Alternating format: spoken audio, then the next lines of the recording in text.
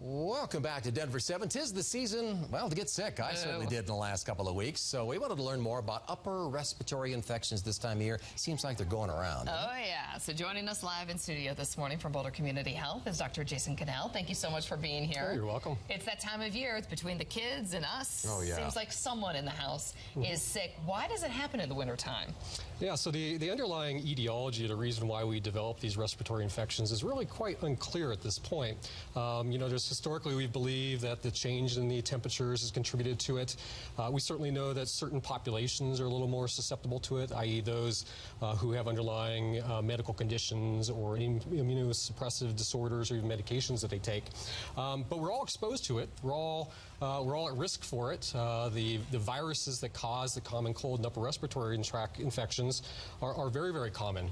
In fact, the statistics will tell us that every adult will develop a common cold or upper respiratory infection 2 to 3 times a year, which is quite prevalent. I don't like that. That's not good news. No, it's not. No, it's not. Yeah, and then when you start to get this stuff, like I did, you're like, do I have a cold? Do I have a sinus infection? What are the things we should be looking for to help ourselves, and when should we call a doctor? Yeah, absolutely. So the biggest concern is trying to differentiate the common cold from influenza.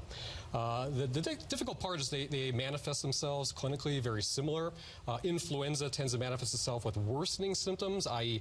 high-grade fevers, body aches, headaches, and just generalized malaise or fatigue. That's separate and distinct from the common cold, where we typically get the runny nose, the nasal congestion, the sore throat, and the cough.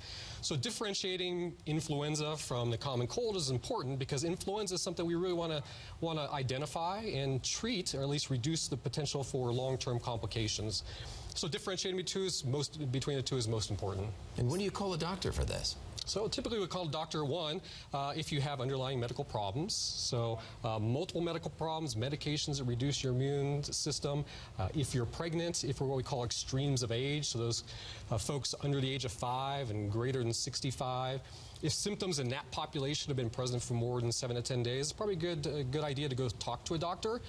If you're presenting with symptoms that would be suggestive of influenza, again, those high fevers, body aches, headaches, a good time to go see your doctor, because if we can get treatment started within 48 hours, we can reduce the risk for potential complications. That's probably the most important aspect to be focusing in on.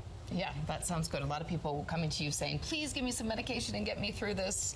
But really, time sometimes is the only answer. And unfortunately, they are viral infections. The only real treatment that we have is supportive care, good sleep, good hydration, and just allowing your body to do what your body's intended to do. Still haven't found that magic pill. No, I know. Not yet. Okay. Dr. Jason Cannell, thank you so much. Thank you. All right, let's check in with